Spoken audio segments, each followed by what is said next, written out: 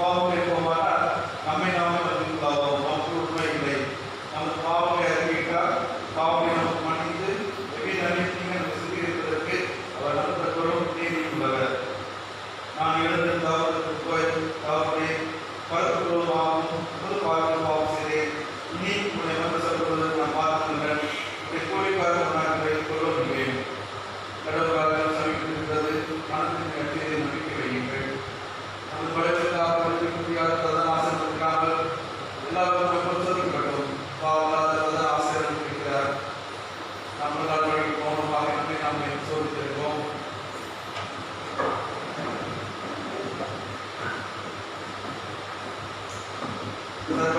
கடவுளுக்கு நான் நமது பாவங்களை ஆரம்பத்தில் காணப்படுகிறதான முதலாவது பாவத்திற்கு பதிலாக தேர்தல் செய்வோம். சர்வ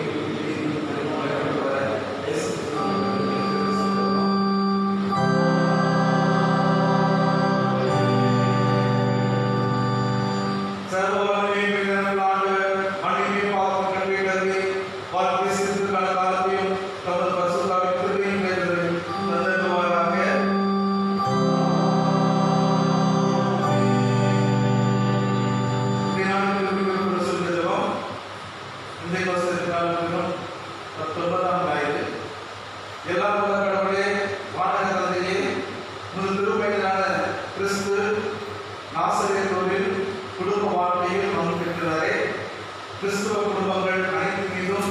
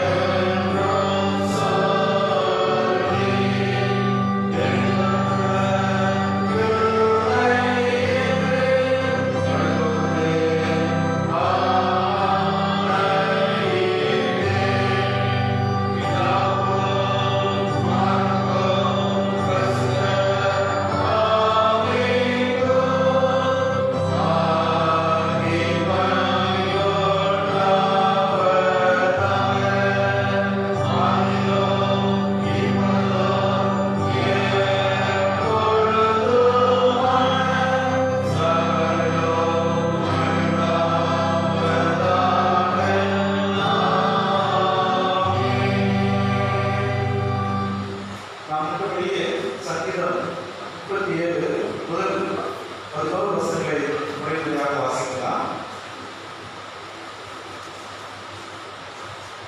சங்கீதம் 37 முதல் 11 வசனங்கள்.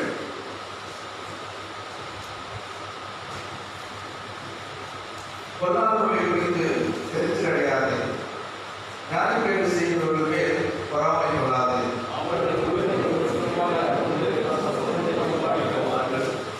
கர்த்தரை நம்பி நன்மை செய், தேசத்தில் குடியிருந்து சத்தியத்தை மேற்கொள்.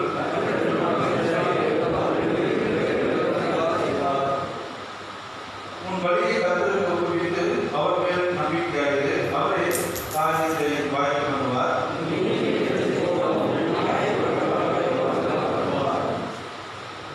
கர்த்தரை நோக்கி அமர்ந்து அவருக்கு திரு, காரிசியுள்ளவர்களும் தீமையை செய்த மனுஷர்களும் எரிச்சலாகாதே.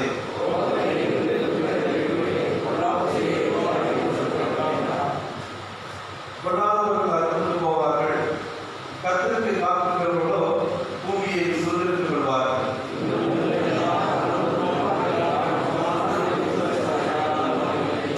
சேர்ந்து சொல்லுவோம்.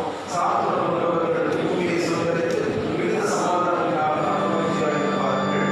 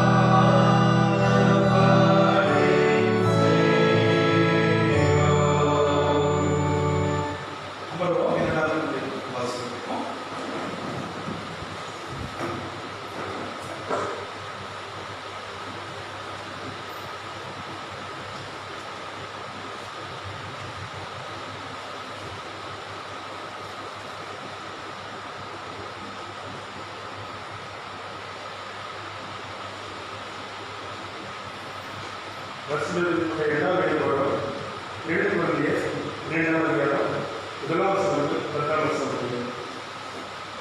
2 குழந்தைய 2ஆம் அதிகாரம் 1ஆம் வசனம்.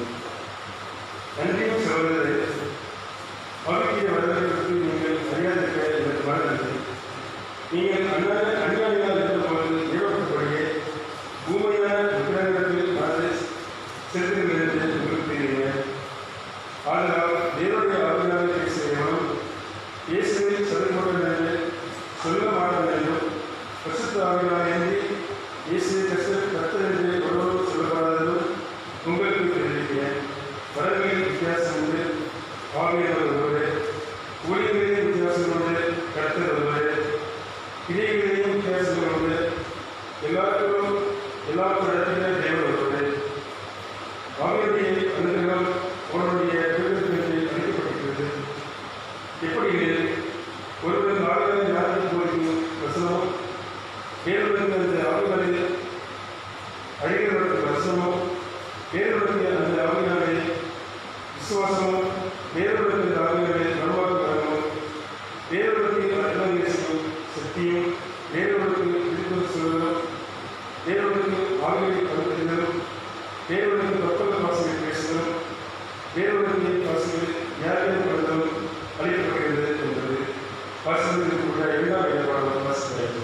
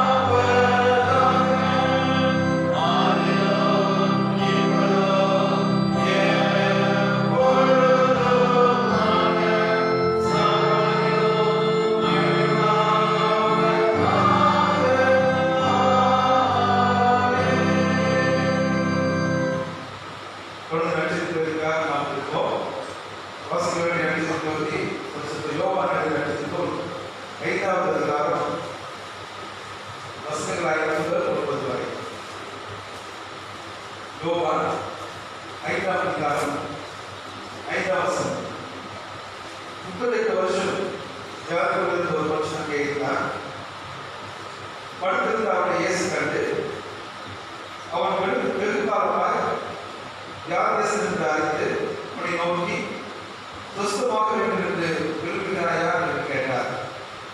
அதற்கு வியாபாரஸ்தர், ஆண்டவரே, தண்ணீர் கலக்கப்படும் போது என்னை குளத்தில் கொண்டு போய் விளைவதற்கு ஒருவரும் இல்லை. நான் கோயிலுக்குள்ளே வேறொருவன் எனக்கு முந்தி இறங்கி விடுகிறான் என்றார். இயேசு அவனை நோக்கி எழுந்து உன் படுக்கை எடுத்துக்கொண்டு நட என்றார். உடனே அந்த மனுஷன் சுஸ்தமாகி தன் படுக்கை எடுத்துக்கொண்டு நடந்து போனான். அந்த நாள் ஓய்வு நாளாக இருந்தது என்பதை வாசகத்தை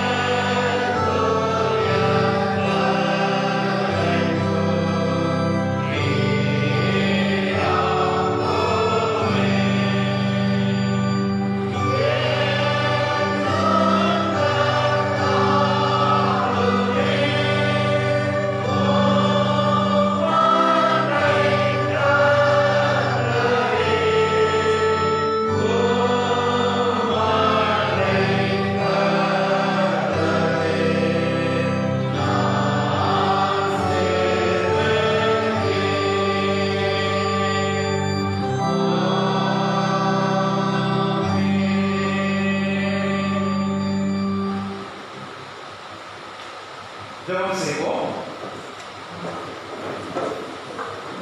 எங்கள் கடவுளையும் எங்களுமாகிய கர்த்தாவே, இந்த வாக்கியம் எங்கள் யாவத்தின் தியானமும் இந்த காலத்தில் சமூகத்தில் ரீதியாகிறதாக. ஆமென். கிறிஸ்துவுக்குள் பிரியமானவர்களே, பெந்தேகோஸ்து திருநாளுக்கு வரும் 19ஆம் ஞாயிற்றுக்கிழமையின் காலைப்பொழுதிலே நாம் சிந்திக்க வேண்டிய தலைப்பு மாற்று திறனுடையோர். மாற்று திறனுடையோர் என்ற தலைப்பின் அடிப்படையில் ஒரு சில காரியங்களை நாம் சிந்திக்கும்படியாக அழைக்கப்பட்டிருக்கிறோம். இந்த ஞாயிற்றுக்கிழமை Sunday for the mentally and physically challenge and palliative patients என்று சொல்லி அழைக்கப்படுகிறது. Differently abled sanctity of life என்று சொல்லி அழைக்கிறார். ஒரு மாற்றுத்திறனுடையவரை குறித்து இந்த நாளிலே நாம் சிந்திக்கும்படியாக நாம் அழைக்கப்பட்டிருக்கிறோம். வாசிக்க அந்த பழைய பகுதியை நாம் இருக்கிறோம். யாத்தியாகம் 3ஆம் அதிகாரத்திலே ஆண்டவர் பிதாவாகிய தேவன் மோசேயை பார்த்து சொல்கிறார், என்னுடைய ஜனங்கள் எகிப்திலே இடிக்கிற கூக்குரலை நான் கேட்டு அவர்கள் நான் விடுவிக்கும்படியாக நான் நெருங்கி வந்திருக்கிறேன். நீ போய் பார்வோனிடத்திலே பேசு என்பதாக சொல்கிறார். மோசேயினுடைய வார்த்தையை சுருக்கமாக நாம் பார்க்க வேண்டும் என்று சொன்னால், 40 வருட காலம் பார்வோனுடைய அரண்மனையில் இருந்தார். 40 வருட காலம் அவர் ஆடுகளை மேய்க்கக்கூடிய அந்த பணியில் அவர் இருந்தார். இன்னொரு 40 வருடம் வனாந்தரத்தில் இந்த மக்களை வழிநடத்தி சென்றார் என்று நாம் பார்க்கிறோம். மற்றத்தில் 120 வருடம் மோசே உலகத்தை வாழ்ந்தார் என்பதாக நாம் பார்க்கிறோம். அவர் இந்த முதல் 40 வருடத்தில் பார்வோனுடைய அரண்மனையில் அநேக காரியங்கள் அவர் அறிந்திருந்தார். அவர் ஆண்டவர் மோசையை அந்த இடத்தினுடைய நோக்கமே, என்னுடைய ஜனங்கள் படிக்கிற அந்த உபத்திரவத்தை நான் பார்த்து அவர்கள் விடுவிக்க வந்திருக்கிறேன். பார்வனிடத்தில் பேசி இவரை விடுவிப்பதற்கு தகுதியான நபர் நீதான் என்று சொல்லி நான் அறிந்திருக்கிறேன் என்று சொல்லி அவர் சொல்கிறார். மோசே அதற்கு பிரயோஜனமாக சொல்கிற ஒரு காரியம், ஆண்டவரே, நான் நாக்கு வல்லவர் அல்ல, அவர் நான் பேச அறியாதவர் என்று சொல்லி அவர் சொல்கிறார். யாத்திரையாக 4:15 அவர் சொல்கிறார், அப்பொழுது கர்த்தர் அவனை நோக்கி 10வது வசனத்தில், அப்பொழுது மோசே கர்த்தரை நோக்கி, ஆண்டவரே, இதற்கு முன்னாவது தேவன் இந்த அறிஞர்கள் பேசினதுக்கு பின்னாவது நான் வாக்கு வல்லவன் அல்ல, நான் திக்குவாயும் மந்தராவும் தேவன் என்று சொல்லி அவர் சொல்லியிருக்கார். சில பொருட்களை நம்ம கீழே கொடுக்கிற பொழுது நாம் என்ன சொல்லுவோம், அதை தட்டி கழிக்க நாம் பார்ப்போம். ஐயா நீங்கள் ஜோம் பண்ணுறீங்கன்னு கேட்டால், ஐயா நீங்களே ஜோம் பண்ணுறீங்கன்னு சொல்லுவோம். அது இந்த பைபிள் ரீடிங் வாசிங்கன்னு சொல்லி கேட்டால், ஐயா அது சரியாக வராது, நீங்களே வாசிங்கன்னு சொல்லுவோம். ஒரு சில காரியங்களை நாம் சொல்லுகிற பொழுது இயலாமையே நாம் எடுத்து சொல்லிக்கிறோம். அது தவறு அல்ல. ஒவ்வொரு மனிதனுக்கும் ஆண்டவர் ஒரே விசேஷித்த ஞானத்தை கிருபையை தந்திருக்கிறார். அவர் இயலாமை என்று சொல்லுகிறது எல்லாருடைய வாழ்க்கையில் இருக்கிறது. ஒருவேளை பார்வையற்றவர்கள், ஒருவேளை ஒரு கை ஒரு கால் அல்லது உடலிலே ஊனம் இருக்கிறவர்கள், அவர்கள் தான் குறைபாடுள்ளவர் என்பதாக நாம் நினைக்கக்கூடாது. நாம் ஒவ்வொருவருமே ஏதோ ஒரு வகையில் குறைபாடு உள்ளவர்களாக தான் இருக்கிறோம். அப்படி சில பொருட்களை நமக்கு கொடுக்கிற பொழுது நாம் என்ன செய்கிறோம், அதை தட்டி கழிக்கிறோம். மோசே தான் சொல்லுகிறார், ஆண்டவரே, நான் வாக்கு வல்லவன் அல்ல, நான் திக்குவாயும் மந்தனாவும் உடையவன் என்று சொல்லி அவர் சொல்கிறார். ஆனால் ஆண்டவருக்கு தெரியாதா? மோசையை படித்த ஆண்டவருக்கு தெரியாதா? அவர் எதெல்லாம் அவர் வல்லவராக இருப்பார், எப்படியெல்லாம் அவரை பயன்படுத்த வேண்டும் என்று சொல்லி ஆண்டவர் தெரிந்திருக்காரா? ஆண்டவருக்குமே ஒரு ஞானம் என்று சொல்லி நினைக்க தோன்றும். ஆனால் நிறைய நேரங்களிலே நாமும் மற்ற வகையில் பொறுப்புகளை தட்டி கழிக்கிற நேரத்தில் நாம் யோசித்து பார்க்கிறோம். நாமும் மாற்றுத்திறனாளிகளாக இயலாதவர்களாக இருக்கிறோம் என்பதை நாம் உணர்ந்து கொள்ள வேண்டும். அப்போ இயலாமை என்பது ஏதோ ஒரு குறிப்பிட்ட மனிதனுக்கு வருகிற ஒரு காரியம் என்று சொல்லி நாம் நினைத்துக் கொள்ளாதபடி எல்லாருடைய வாழ்க்கையும் வரத்தான் செய்கிறது. ஆனால் அதை நிறைவு செய்யக்கூடியவர், நிறுத்தி செய்யக்கூடியவர் பிதாவாகிய தேவன் ஒருவரே என்பதாக அறிந்து ஆண்டவர் சொல்கிறார், நீ அத்தகைய வகையிலே ஏற்றுக்கொண்டிருக்காது, நான் உன்னை அனுப்புகிறேன், நீ போய் என் ஜனத்துக்காக நீ பார்வோனுடைய அரண்மனையிலே பார்வோனிடத்தில் நீ பேசு என்பதாக அவர் அனுப்புகிறதை நாம் பார்க்கிறோம். அதுமாக நியாயாதிபதி புஸ்தகத்தில் நாம் பார்க்கிறோம் 6ஆம் அதிகாரம் 14ஆவது வசனத்தில். நியாயாதிபதி புஸ்தகம் 6ஆம் அதிகாரம், அந்த 6ஆம் அதிகாரத்தை நாம் துவக்கத்தை நாம் பார்க்கும் பொழுது 7 வருடங்கள் என்று சொல்லி சொல்லப்படுகிறது. கீழ்ப்படியாமையினாலே, ஆண்டவருக்கு கீழ்ப்படியாத போனபடினாலே கடவுள் என்ன செய்கிறாரா, நியாயாதிபதி ஆனவர்களே பின்னும் இஸ்ரவேலில் கர்த்தருடைய பார்வைக்கு பொல்லாப்பானது செய்தார்கள். அப்பொழுது கர்த்தர் அவர்கள் 7 வருஷம் மீதியாருடைய கையிலே ஒப்புக் கொடுத்தார். இந்த 7 வருஷம் அவர்கள் பட்ட மாடுகளுக்கு அளவை விதைப்பார்கள். அங்கிருக்கக்கூடியவர்கள் என்ன செய்வார்கள், அதை மீதியர் அமலேக்கியர் கிழக்கு தேசத்தினர் எல்லாரும் அவருக்கு விரோதமாக எழுந்து அவருடைய ஆடுகள் மாடுகள் அவர் வளர்ப்பு பிராணிகள் அனைத்தையும் அவர் எடுத்துக்கொண்டு போய்விடுவார்கள். வீட்டில் ஒரு பொருள் இருக்காது. அந்த 7 வருடம் என்பது அவர்களுக்கு அவ்வளவு பெரிய ஒரு கொடிய நரக வேதனை தரக்கூடிய வருடங்களாக இருந்ததாக நாம் பார்க்கிறோம். அந்த தருணத்தில் ஆண்டு என்ன செய்கிறாரா, கிதியோனை அழைக்கிறதை நாம் பார்க்கிறோம். 14ஆம் வசனத்துக்கு, அப்பொழுது கர்த்தர் அவனை நோக்கி பார்த்தா, உனக்கு இருக்கிற இந்த பலத்தோடு நீ போ, இஸ்ரவேலை மீதியானுடைய கையில் நீங்களாக்கி ரட்சிப்பார், உன்னை அனுப்புகிறவர் நான் வருவார் என்று சொல்லி அவர் சொல்லிக்கிறார். அவன் பயப்படுகிறான். இவ்வளவு திரளான மக்கள், இவர்களை எதிர்ப்பதற்கு எங்களுக்கு துணிவு கிடையாது. அதற்குரிய 7 வருட காலம் நாங்கள் சரியாக சாப்பிடுவதில்லை, சரியாக நாம் எல்லாருக்கும் பழகி பேசி இந்த மற்றவர்கள் எதிர்க்கக்கூடிய அந்த போர் வித்தையெல்லாம் நாங்கள் இல்லாத ஒரு நிலைமையில் எல்லாம் சோர்ந்து போயிருக்கக்கூடிய அந்த நிலையில் நீ போய் அவர்களை மேற்கொள்வார், நான் உன்னை அனுப்புகிறேன் என்று சொல்லி சொல்வது எந்த வகையில் நியாயமானவரை என்று சொல்லி அவர் சொல்கிறார். என்னால் இயலாது, என்னால் முடியாது என்று சொல்லி அவர் சொல்கிறார். கிதியோன் சொல்வதே ஒன்றுமே இல்லை என்று கேட்டால் அவன் சொல்கிறது முற்றிலும் நான் அந்த கோத்திரத்திலே ஒரு சிறிய கோத்திரத்திலே நான் பிறந்தவன். அப்போ இவ்வளவு திரளான சேனையை அவர்கள் எத்தனை பேர் என்று சொல்லி வழக்கமாக தெரியாது. ஆனால் மீதியர் அமலேக்கியர் பிரதேசத்தினர் எல்லா தேசத்தினரும் எதிர்த்து நிற்கிறார்கள். அவர்கள் எல்லாரும் போர் கருவிகளோடு ஆயுதங்களோடு இருக்கிறார்கள். எங்களுக்கு சாப்பிடுவதற்கு முன்பில்லாத நிலையில அவர் எதிரமாக நாங்கள் மேற்கொள்வோம் என்று சொல்லுகிற பொழுது ஆண்டு சொல்கிறார், உன்னிடத்தில் இருக்கக்கூடிய மக்களை லக்னம் பார் என்று சொல்லி அவர் கேட்கிறார் சொல்லுகிறார். அப்பொழுது 20,000 பேர் என்று சொல்லி சொல்கிறார். அந்த 20,000 பேருக்கு அவரோடு கூட போராடி வெல்வோம் என்று மன தைரியத்தோடு இருக்கிறவரை மாத்திரம் நீ அழைத்து விடுவார். ஒருவேளை உயிருக்கு பயந்து போகக்கூடியவர் இருப்பார் என்று சொன்னால் அவரை அனுப்புவேன் என்று சொல்கிறார். அப்படி 20,000 பேருக்கு 10,000 பேர் போய்விட்டார்கள். அவர்களோடு எதிர்க்க முடியாது, நாம் தோற்று போயிருப்போம், நம்முடைய ஜீவன் தப்பாது என்று சொல்லி அவர் பயந்து போய்விட்டார்கள். இந்த 10,000 பேர் எனக்கு அதிகமானவர் என்று சொல்லி ஆலோசனை சொல்கிறார். இந்த 10,000 பேர் எனக்கு வேண்டாம், ஒரு தண்ணீர் இருக்கிறவனை நீ அழைத்து கொண்டு போ. அவர்கள் யாரெல்லாம் நாய்களை போல நக்கி குடிக்கிறார்களோ அவர்களே ஒரு புறம் இருந்து, கடல்களை எடுத்து குடிக்கிறார்களோ அவர்களே ஒரு புறமாக இருந்து என்று சொல்லி அவர் சொல்கிறார். அந்த 10,000 பேர் 300 பேர் தான் என்ன செய்தார்கள், கடல்களை எடுத்து குடித்ததாக நாம் பார்க்கிறோம். அந்த 300 பேர் வந்து நமக்கு போதும் என்று சொல்லி அவர் சொல்கிறார். அப்படிதான் நாம் பார்க்கிறோம். நமக்கு இயலாமை இருக்கத்தான் செய்கிறது. மனிதனுடைய ஞானம், மனிதனுடைய எண்ணம் குறைவுள்ளவர்களாகத்தான் இருக்கிறது. ஆனால் கர்த்தர் அதை விடுத்து பெரிய காரியத்தை செய்வதற்கு அவர் ஆற்றுவதாக இருக்கிறார். இந்த 300 பேர் மாத்திரம் எனக்கு போதும், இவர்களை கொண்டு இந்த மீதியானியர் அமலேக்கியர் கிழக்கு தேசத்தினர் அனைவரையும் நான் விரட்டி வைப்பேன் என்று சொல்லி அவர் சொல்கிறார். தொடர்ந்து அந்த நியாயாதிபதி புஸ்தகம் 6ஆம் அதிகாரத்தை நாம் வாசி பார்க்கப்பட்டது. கர்த்தர் எவ்விதமாய் அந்த நாளிலே கிதியோனை கொண்டு இந்த வெறும் 300 பேரை கொண்டு அவர்கள் முறியடித்தார்கள் இருப்பதில் அழகாக எழுதப்பட்டிருப்பதை நாம் பார்க்கிறோம். அவை கர்த்தருடைய பட்டயம் கிதியோனுடைய பட்டயம் என்று சொல்லி அவர் வைத்திருந்த அந்த பானைகளை உடைத்து தீவுட்டிக்கு அவர் உயர்த்தி காண்பித்த பொழுது ஒரு பெரிய திரளான சேனை நம்ம எதிர்க்க வருகிறது என்று சொல்லி அந்த இடத்துல போருக்காக பாளையம் இருக்கின்ற அந்த தேசத்து மக்கள் அனைவருமே, எதிர் தேசத்து மக்கள் அனைவருமே அங்கிருந்து ஓடி போனார் என்று சொல்லி சொல்லப்படுகிறது நாம் பார்க்கிறோம். அவை வெள்ள முன்னோர்களுக்காகவும் வெள்ள நகர்களுக்காகவும் உதவுவது ஆண்டவருக்கு லேசான காரியம் என்பதாக நாம் பார்க்கிறோம். ஆகவே மாற்றுத்திறனுடையவர் என்று சொல்லி ஒருவரை நாம் யோசித்திருப்போம் என்று சொன்னால் எங்களுக்கு ஒன்றுமே இல்லை, என்னால் முடியாது, நான் அவ்வளவு படிக்கவில்லை, நான் அவ்வளவு தூரம் எனக்கு செல்வம் இல்லை, அவ்வளவு தூரம் வசதி சொல்கிறார்.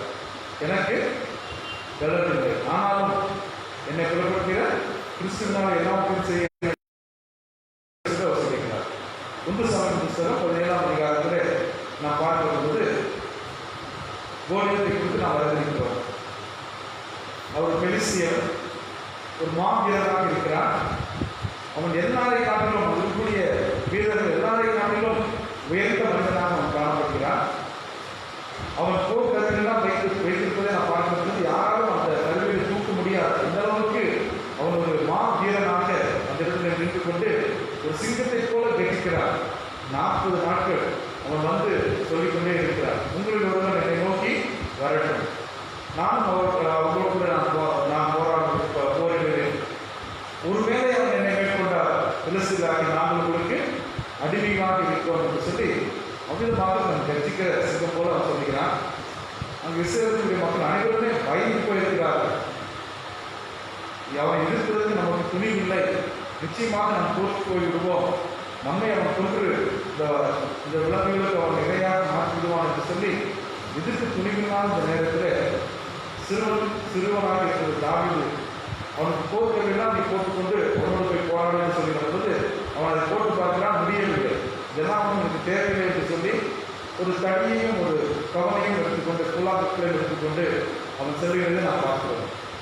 அவனுக்கு இருந்த தைரியம் என்ன, அவனுக்கு இருந்த பலன் என்ன, எந்த தெய்வத்தின் பெயரால் என்னை நிந்திக்கிறாயோ அதே தெய்வத்தின் பெயரால் நான் நிற்கிறேன் என்று சொல்லி அவன் சொல்லுகிறார்.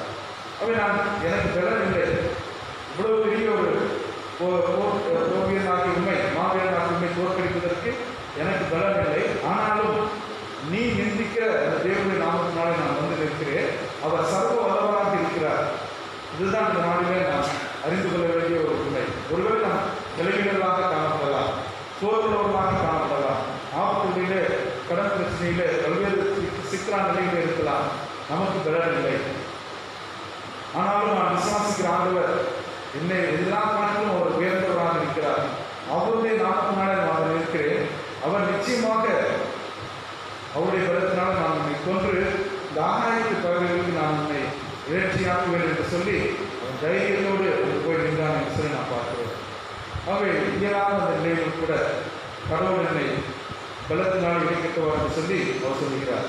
உடனே நீங்கள் யோசித்து பாருங்கள், பார்வையற்றவர்களுக்கு நாளிலே பிரெயில் என்று அழைக்கப்படுகிறதான ஒரு முறையை கொண்டு அவர்கள் வாசிக்கிறார்கள். எத்தனை பேர் உங்களிலே இந்த பார்வையற்றவர்கள் பயன்படுத்துகிற அந்த பிரெயில் என்கின்றதான அந்த அந்த அந்த அட்டையை நீங்கள் பார்த்துருக்கீங்கன்னு சொல்லி எனக்கு தெரியாது. ஆனால் எனக்கு ஒரு வாய்ப்பு கிடைத்தது அந்த பார்வையற்றவர்களோடு பலரும் அவர்கள் பயன்படுத்துகிற அந்த பிரெயில் எவ்விதமாக பயன்படுத்த அதை குறித்து அறிந்து கொள்வதற்கும் எனக்கு உதவியாக இருந்தது. அது உருவாவதற்கு காரணமான அந்த பின்னணியை நான் பார்க்கும்போது சொன்னால், சார்லஸ் பார்பீஸ் என்று சொல்லக்கூடிய ஒரு மனிதர், ஒரு போர் வீரன், பிரான்ஸ் தேசத்தில் அவன் அந்த தேசத்தினுடைய போர் வீரனாக அவன் காணப்பட்டான். நெப்போலியன் என்று அழைக்கப்படுகிறதான் அந்த மாநிலனுடைய படையிலே அவன் இருந்தான். Charles barrier அழைக்கப்படக்கூடியவர். அவர் அங்கு இருக்கக்கூடிய ராணுவ வீரர்களுக்கு இரவிலே சில தகவல்களை அவர் அனுப்புகிறார். இதனாலே ஒருவேளை நமக்கு இந்த இமெயில், இன்னும் வாட்ஸ்அப், ஃபேஸ்புக் என்றெல்லாம் இருக்கிறது. அந்த காலத்தில் அதெல்லாம் கிடையாது. அவர் இரவில் அவர்கள் புரிந்து கொள்ளக்கூடிய வகையில் எழுதுவதற்காக 12 ஓட்டைகள், ஒரு எழுத்தை உருவாக்குவதற்கு 12 ஓட்டைகள், அதை வைத்து அவர் என்ன செய்கிறாராம், அந்த இரவு நேரத்திலே படிப்பதற்காக ஒரு முறையை அவர் கண்டுபிடிக்க முயற்சிக்கிறார், சார்லஸ் பேரியர் என்று சொல்லி. ஆனால் அந்த போர் வீரர்களால் அந்த இரவு அவர் அனுப்புகிற அந்த தகவல்களை முழுமையாக படிக்க முடியவில்லை, அது அறகுறையாக தான் இருந்தது என்று சொல்லி அதை சொல்லப்படுகிறது. அதுவும் இரவு நேரத்தில் அவர்கள் அந்த விளக்கை வைத்து அவர்கள் படிக்க முற்படுகிற பொழுது எதிர்நாட்டு அந்த போர் வீரர்கள் வந்து அவரை தாக்குகிறான்றதுக்காக விதமான ஒரு முறையை கண்டுபிடிக்கலாம் என்று சொல்லி அவர் யோசித்து பார்த்தார். ஆனால் அதை கண்டுபிடிக்க முடியவில்லை. 1800 இந்த சம்பவம் நடைபெறுகிறது. பிறகு நாம் பார்க்கிறோம் 1814 இந்த லூயிஸ் பிரெயில் என்று சொல்லி அழைக்கக்கூடிய ஒரு மனிதன் இருக்கிறார். அவருடைய தகப்பனார் தோல் தைக்கக்கூடிய ஒரு தொழிலே ஈடுபடக்கூடியவராக இருந்தார். அவர் வைத்திருக்கிற கூறிய அந்த ஊசியினாலே அவருடைய கண்களை அந்த சிறு வயதில் இருக்கக்கூடிய அந்த லூயிஸ் பிரெயில் கண்கள் பாதிக்கப்பட்டது. அதனால் பார்வை இழந்து விட்டார். அவர் இந்த இரவு நேரத்தில் படுக்கக்கூடிய அந்த நெப்போலியனுடைய ஆர்மியில் இருந்த சார்லஸ் கிரேனுடைய அந்த முறையை அவருக்கு கொடுக்கப்படுகிறது. அதை அவர் என்ன செய்கிறார், மீண்டுமாக அதை மறு உருவாக்கி 6 புள்ளிகள் கொண்டு ஒரு எழுத்தை உருவாக்குகிறார். அதுமாக ஒவ்வொரு எழுத்தும் 6 புள்ளிகளை வைத்து மையமாக வைத்து உருவாக்கப்பட்டது தான் இந்த நாளில் இருக்கக்கூடிய அந்த பிரெயில் என்று சொல்லக்கூடியதை நாம் பார்க்கிறோம். ஒரு மாற்றுத்திறனாளி தான், எனக்கு பார்வை போய்விட்டது, உலகத்தை இருந்து விட்டது, நான் என்னால் ஒன்றும் செய்ய முடியாது என்று சொல்லி அவர்கள் இருந்து விடவில்லை. இப்போ கடவுள் அவருக்கு கொடுத்த அந்த ஞானத்தின் அடிப்படையில் இன்று இருக்கக்கூடிய மக்களும் இன்னும் வரக்கூடிய பார்வையற்ற அநேகரும் அவர்கள் பயன்படுத்தக்கூடிய அந்த பிரெயில் முறையை உருவாக்குவதற்கு காரணமாக இருந்த லூயிஸ் பிரெயில் என்பதாக நாம் பார்க்கிறோம். இப்போ கடவுள் நம்ம ஒவ்வொருவரையும் கொண்டு பெரிய காரியங்கள் செய்ய முடியும். எல்லாம் ஞானத்தில் சிறந்தவர்கள், அறிவியல் சிறந்தவர்கள், பெரியவர்களை தான் ஆண்டவர் பயன்படுத்துவார்கள் அல்ல. ஒன்றும் இல்லாத நிலையிலும் இன்னும் இயலாத இருக்கக்கூடிய அந்த நிலையிலும் கடவுள் பயன்படுத்துகிறதாக நாம் பார்க்கிறோம். விளையாட்டுத் துறையை குறித்து நாம் இருக்கிற பொழுது மாரியம்மன் தங்கவேல் என்று சொல்லுகிற சேலத்தில் பிறந்த ஒரு மனிதர் பெரிய வடக்கம்பட்டியில் 28/6/1995 பிறந்த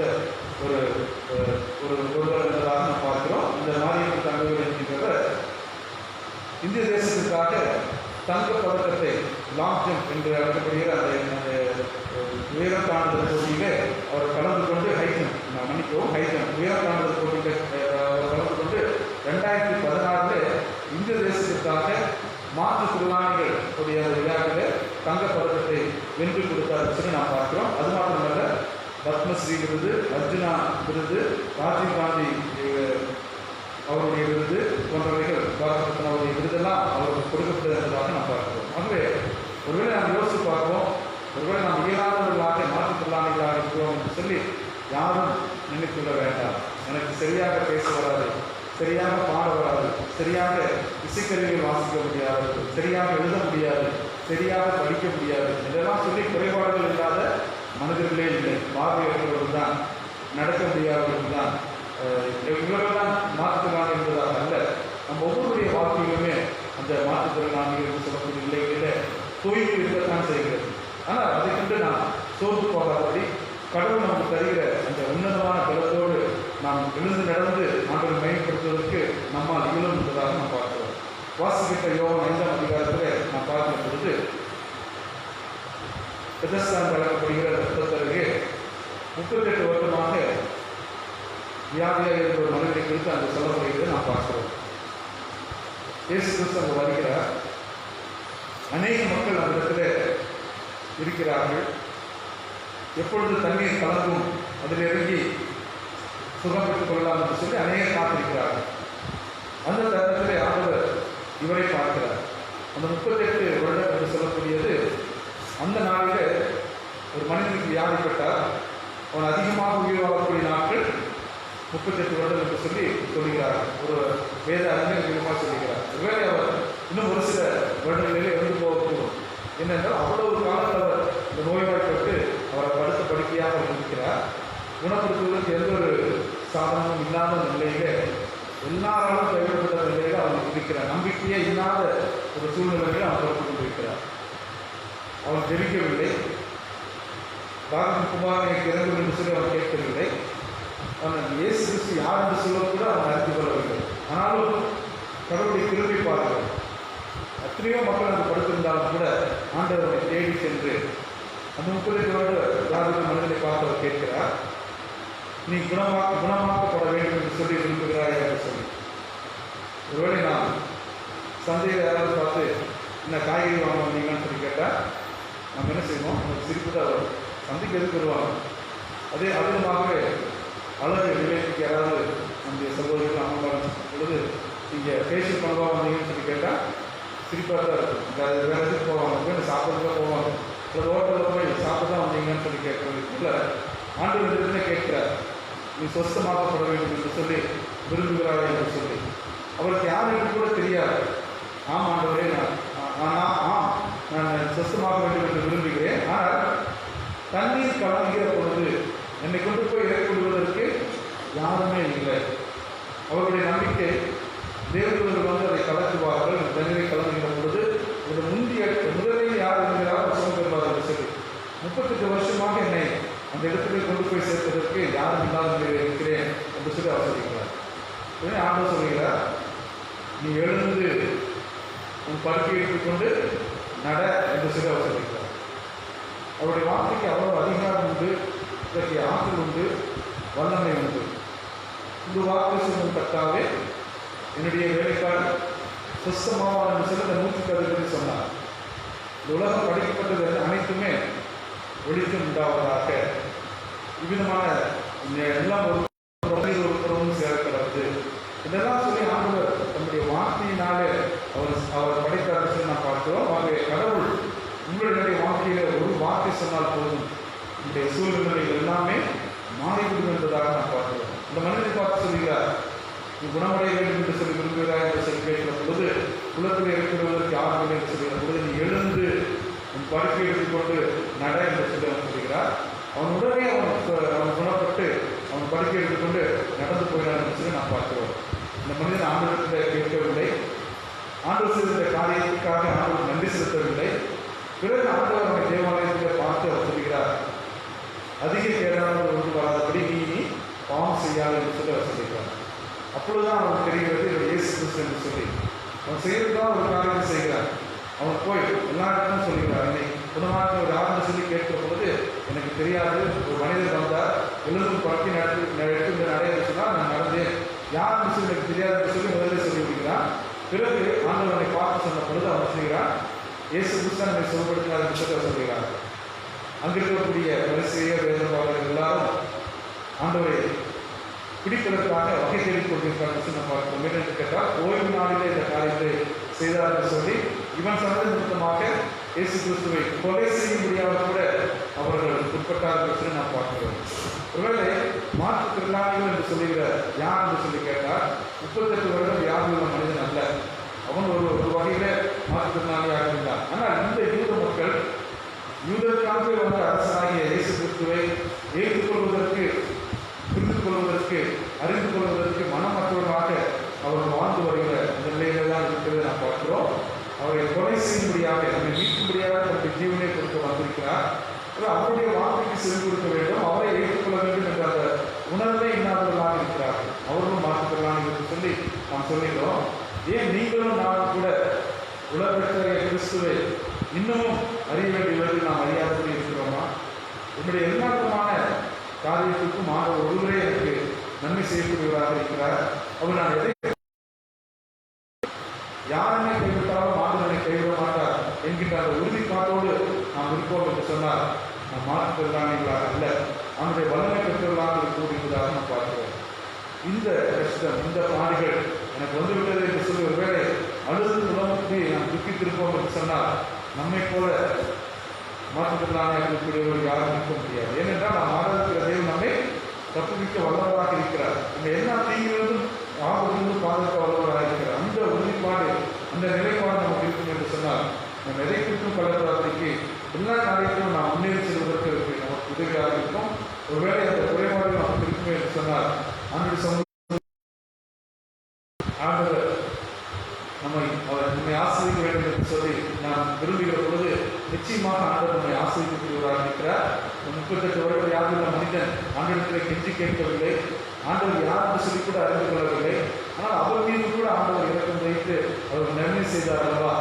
அதை காட்டிலும் நாம் எவ்வளவு மேன்மை உள்ளவர்களாக அந்த திருச்சமூகத்தில் வாழ்ந்து நாம் அவருடைய சமூகத்தில் ஞான சமூகத்தைலாம் பெற்றுக்கொண்டு அவருடைய பிள்ளைகளாக அந்த திருச்சரையிலும் வந்து பெற்றுக்கொண்டு அவரோடு இணைந்து செயல்படக்கூடியவர்களாக நாம் ஒருவேளை ஆண்டவரை நாம் இன்னும் அறிய வேண்டியவர்கள் அறிந்து கொள்ளாதபடி நாம் இன்னும் மாற்றுத்திறனாளிகளாக இருப்போம் என்று சொன்னால் நம்மை மாற்றியமைத்துக் கொண்ட இந்த நாளிலே கடவுளுக்கு துணை செய்வாராக.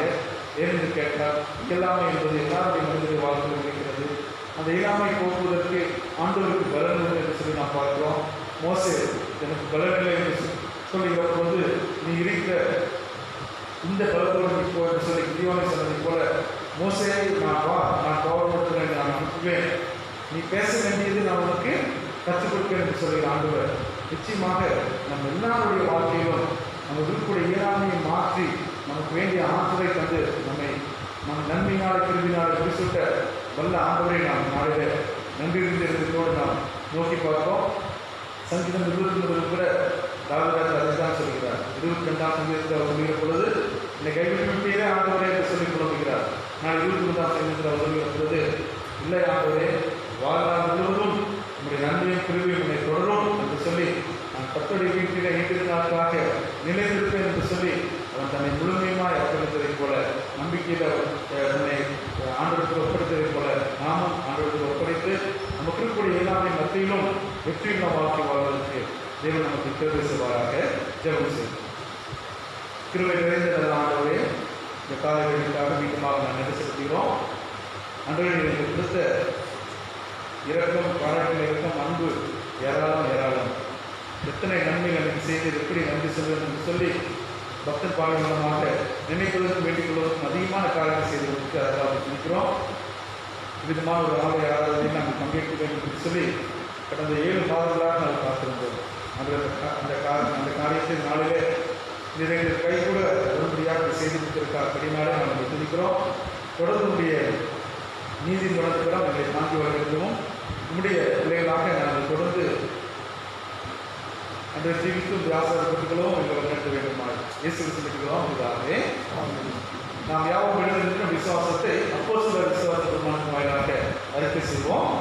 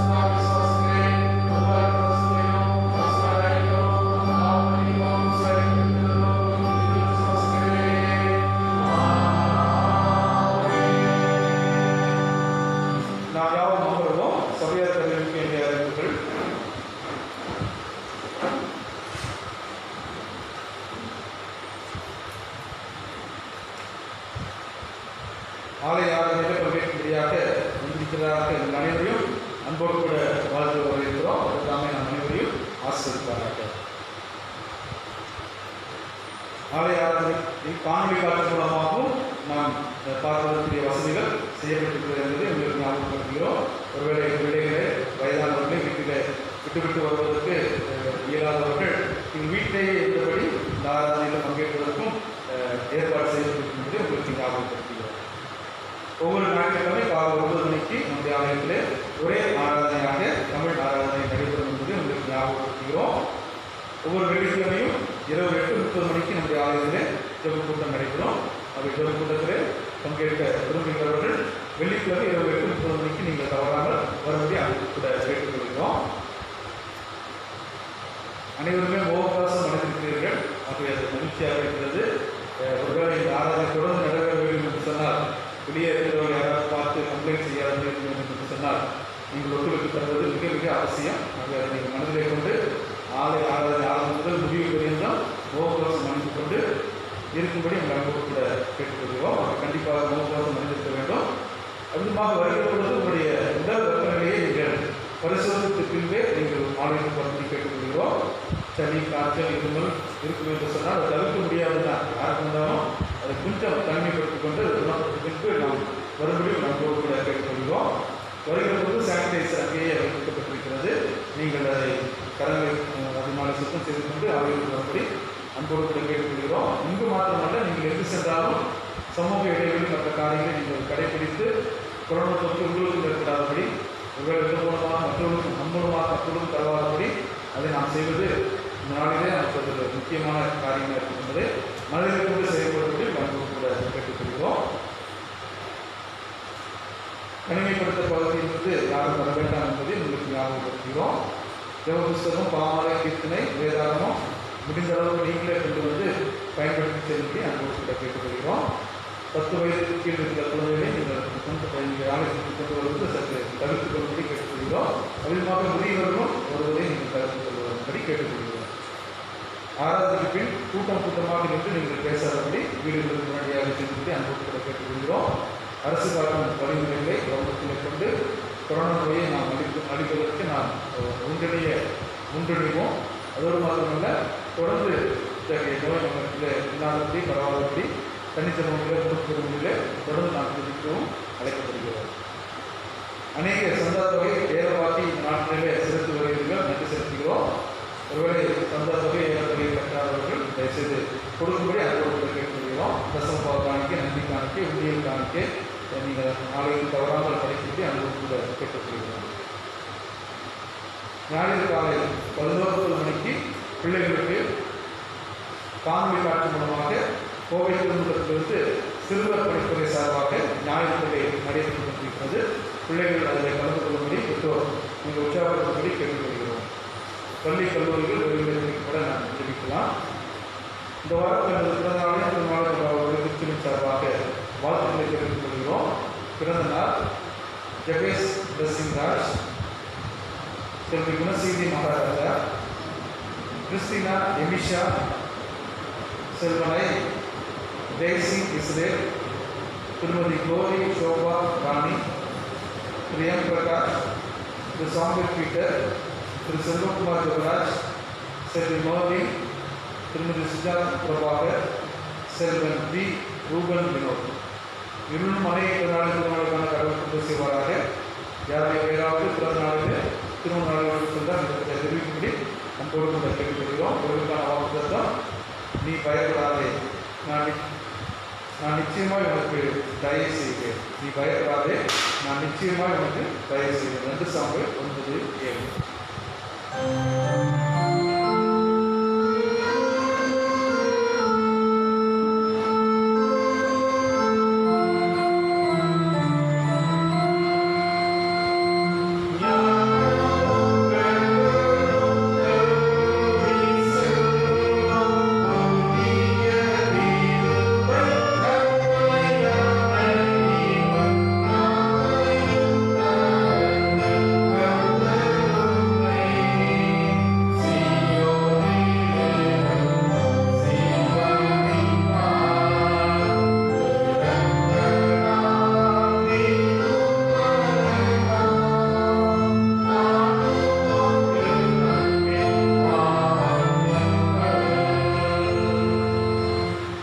கடந்தவார காணிக்கை 4/10/2020, ஆராதனை காணிக்கை 4082 ரூபாய், நன்றி காணிக்கை 11,300 ரூபாய், ஆலய உண்டியல் காணிக்கை 12,410 ரூபாய், ஆலய வீடு சந்திப்பு காணிக்கை 2,400 ரூபாய், சந்தா காணிக்கை 10,730 ரூபாய், மண் உண்டியல் மூலமாக காணிக்கை 2,027 ரூபாய். ஆக மொத்தம் 42,949 ரூபாய்.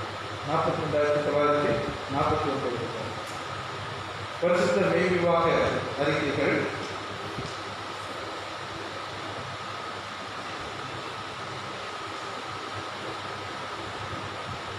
நமது சபையை சார்ந்த திரு கே பேருந்தராஜ், திருமதி பி ஞானபுஷ்பம் அவருடைய மகள் செல்வி ரெனிஸ்டா சோபியா என்பவரும், சென்னை பேராயம் சிஎஸ்ஐ புதுச்சேரி போலீஸ் சேவையை சார்ந்த திரு சி.ஜி. நின்சி, திருமதி ஜீனா நின்சி அவரது மகன் செல்வன் சாம்சி ஜென் என்பவரும் திருமணம் செய்துள்ள போகிறார்கள் என்பதற்கு அறிவிக்கிறோம். நமது சபையை சார்ந்த திரு ஜே ரவீந்திரகுமார், திருமதி ஆர் சாந்தி அவருடைய மகள் செல்வி ஷீபா ஜெனிஃபர் என்பவரும், கோவை திருச்சி சாலை சிஎஸ்ஐ கிருஷ்ணர் ஆலயத்தை சார்ந்த திரு எஸ் ஜெபராஜ், திருமதி ஜெயா அவருடைய மகன் செல்வன் ஜே ஜான் சாம்வேல் அவர்களும் திருமணம் செய்து போகிறார்கள் என்பதற்கு அறிவிக்கிறோம். நமது சபையை சார்ந்த திரு ஏ சேவியர் பாண்டியராஜா, திருமதி நேசமணி அவருடைய மகள் செல்வி ரோசலின் லோரி என்பவரும், கோவை அவினாசி சாலை சிஎஸ்ஐ இம்மானுவேல் ஆலயத்தை சார்ந்த காலம் சென்ற ஸ்டீஃபன் ஜேசுதாஸ், திருமதி வனஜா மாலதிக்குல்லா அவருடைய மகன் செல்வன் கின்லி சில்வன் என்பவரும் திருமணம் செய்து வருவதை அறிவித்து அறிவிக்கிறோம். இவர்கள் தூய நிலையில் ஒன்றாக இணையக்கூடாதபடி நியாயமான தடையோ காரணம் இருக்குமானால் அதை சபையாளருக்கு எழுத்து மூலம் தெரிவிக்க வேண்டும். இது இவர்களுக்கு 3ஆம் 2ஆம் அறிக்கைகள். வாசிக்கிற திருமண அறிக்கைக்காக நாம் ஜெபம் செய்வோம். கிருபிலிருந்து நல்ல ஆதரவு என்பதற்காகவே வருகிற 19ஆம் தேதி இல்லற வாழ்க்கையிலே நிற்கப்பட இருக்கிறதான அருமையான ரெனிசா சோபி அவர்களுக்கும் அருமையான சான்சி ஜேனுக்காகவும் நாங்கள் இருக்கிறோம். பிள்ளைகளை இதை ஆசிரியர்களும் இரு குடும்பத்துடைய பெற்றோர்கள் முயற்சிகளுடைய கிருபை தந்து அவரை ஆசிரியக்க வேண்டுமா நான் இருக்கிறோம். அடுத்தமாகவே 26ஆம் தேதி நடைபெறக்கூடிய திருமணத்திலே மணமகனாக இருக்கக்கூடிய செல்வி ஷீபா ஜெயங்களுக்காக, அருமையான ஜான் சாமுவேலுக்காக, அருமையான ரோசலின் லோரிக்காக, கிண்டி சில்வனுக்காக நான் ஜெபிக்கிறோம். பிள்ளைகளானவரே கொடுக்கக்கூடிய அந்த வாக்குறுதிகளை வாழ்நாள் இறுதி வரை அவர்கள் பின்பற்றி கேட்ட பிள்ளைகளாக ஜீவிப்பதற்காகவும் குடும்பத்தினாலே சந்தோஷத்தை மகிழ்ச்சியை தரக்கூடிய பிள்ளைகளாக காணப்படவும் கருத்து சான்றுள்ள குடும்பமாக வாழவும் தெரிவிப்பார்கள் என்று தெரிவிக்கிறோம். பெற்றோர்கள் பிள்ளைகளுக்காக குடும்பத்துக்காக எவ்வளோ பிரயாசத்துக்காக அறிந்திருக்கிறேன். அதை பிள்ளைகளும் உணர்ந்து கொண்டு தங்களுக்கு ஆண்டவர் கொடுக்கிற அந்த வாழ்க்கையை எந்த வகையிலும் உணர்ந்து போகாதபடி இருவரும் ஜபத்திலே வேத வாசத்திலே ஆலய இருந்து ஆண்டுடைய குருவி ஒன்றே தன்னுடைய வாழ்க்கைக்கு ஆதாரமாக புரிந்து கொண்டு என்னை தேடவும் இருந்த ஆசாரங்களும் எதிர்பார்க்க வேண்டும் என்று தெரிவிக்கிறோம். இன்னும் அனைத்து பிள்ளைகள் அந்த திருமணத்துக்காக ஆயத்தப்பட்டு காத்திருக்கிறார்கள். அருமையாக பெற்றோர் பிள்ளைகள் திருமணக்காக சொல்லி கருத்தாக இந்த சமூகத்தில் தெரிவிக்கிறார்கள். பிரசக்தியாக சொல்லிகளுமாக கர்த்தர் அதற்கு காலத்தில் எல்லா காலத்தையும் நேர்த்தியாக அழகாக செய்கிறார்கள் என்பதில் திருமண காலையில் ஆண்டவரை பிள்ளைகளுக்கு நீர் ஏற்ற வேலைகளை செய்து அவர்களையும் அந்த குடும்பமாக வந்து துதிக்கூடிய ஒரு நல்லதாக எடுத்து தர வேண்டுமா இயேசுவுக்கு கேட்கிறோம். அதனாலே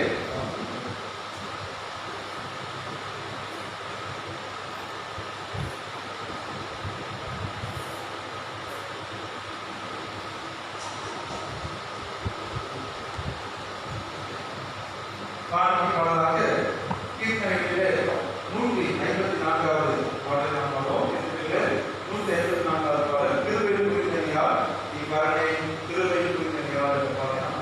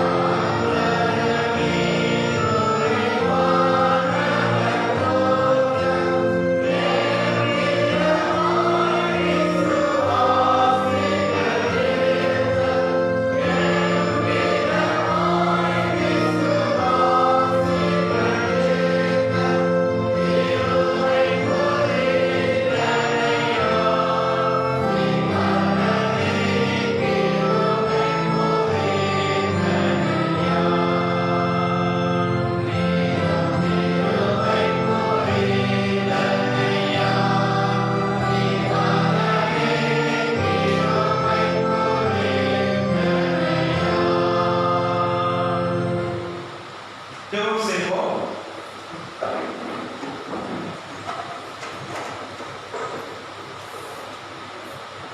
நேற்றும் இன்றும் எதிர்பாராமல் சிந்தத்தவர்களே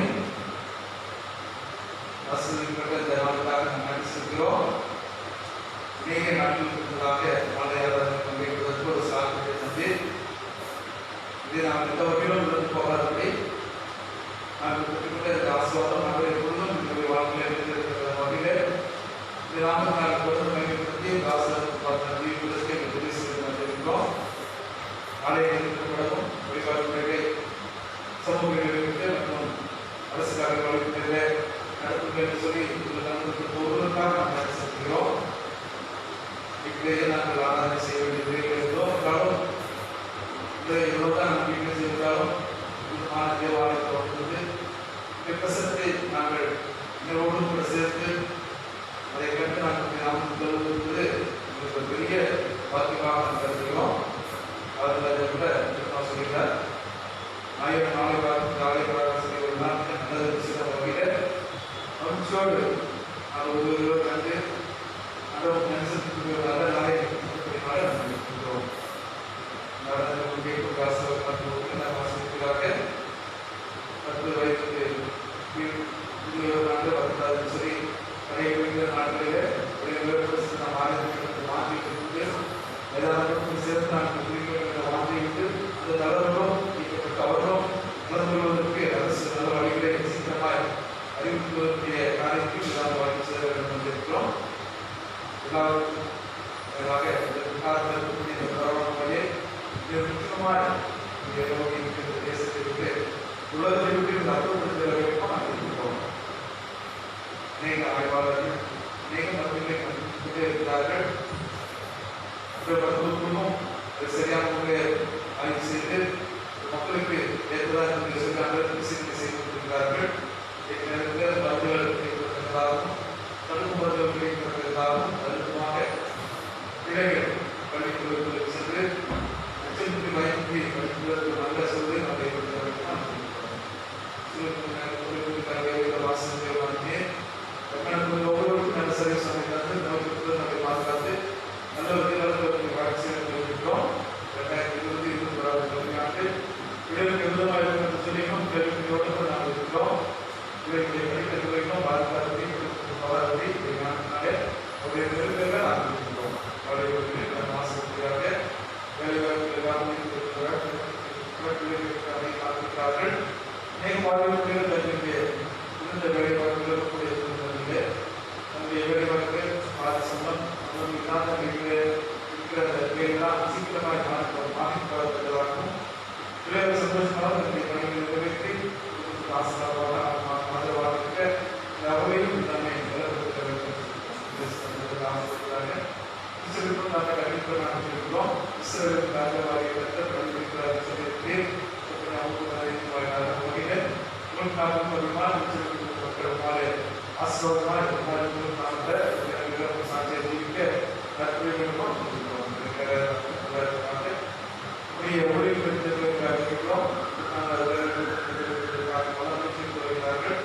இதில் அன்றே திருப்தி அடைகிறதாகவும் மக்கள் நம்மளுடைய கல்வியாளர்களை நாங்கள் தேர்வு கொடுத்து நாங்கள் கிடைத்து திரும்ப நாங்கள் நடத்துகிறோம். அதை தடுக்க தொடர்ந்து என்னென்ன காரியங்கள் நாங்களே சமூக ஆலோசித்து நல்ல எடுத்து மக்களுக்கும் குறிப்பாக அனைவருக்கும் ஆசிரியமாக நல்ல ஒரு தீர்மானம் எடுப்பதற்கு மேலும் நாட்கள் நாளை மக்களுக்கு எத்தனை உதவி செய்து அவர்கள் செய்திருக்கிறார்கள். உதவி நாளே செய்திருக்கிறார்கள். எல்லா காரியங்களும் செய்து கொடுக்கிறார்கள். மக்கள் மக்கள் மக்களுடைய பார்வையாக வருகிறார்கள். கடன் வாங்கி அவருடைய தொழிலை வியாபாரத்தை இதனுடைய ஆத்மீயாளர்களை அவர்கள் பயன்படுத்தி 34 முடியாதபடி நீங்கள் வாழ்வதற்கு ஆதாரம் சீக்கிரமாக ஆரம்ப செய்து கொண்டிருக்கிறோம்.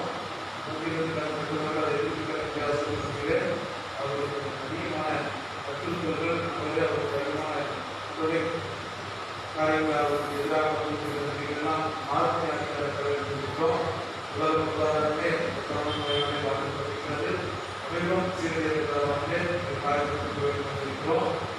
ஒரு வார்த்தை சொல்வது சொல்லி சொல்லி பழகி அவர்களை கிடையாது சொல்லி நாட்டின் தலைவர் நாங்கள் இந்த விஜய வாழ்க்கையிலிருந்து மக்களை நான் இங்கே பாதுகாத்து தேசத்துக்கு தொடர்ந்து நன்மையான காரியத்தை வேண்டுமா இருக்கிறோம். இந்த காரியத்திற்கு சொல்லி பல்வேறு சந்தோஷமாக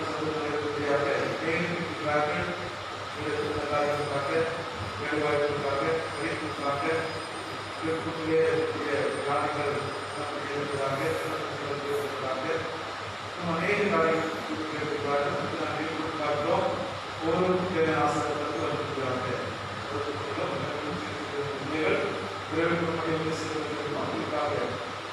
இருக்கிறோம்.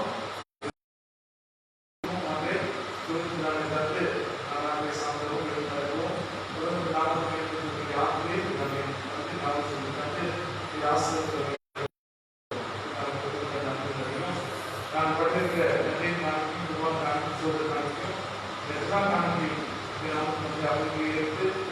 அவர்களுக்கு எடுத்து கேட்கக்கூடிய வந்து எனக்கு ஆசிரியர் வேண்டும். மாணவர்களே எங்கே எல்லாத்துக்கும் சமூகத்திலும் இந்த வாய்ப்பு நான் அனைவருமாக ஒத்துழைப்பு எடுத்து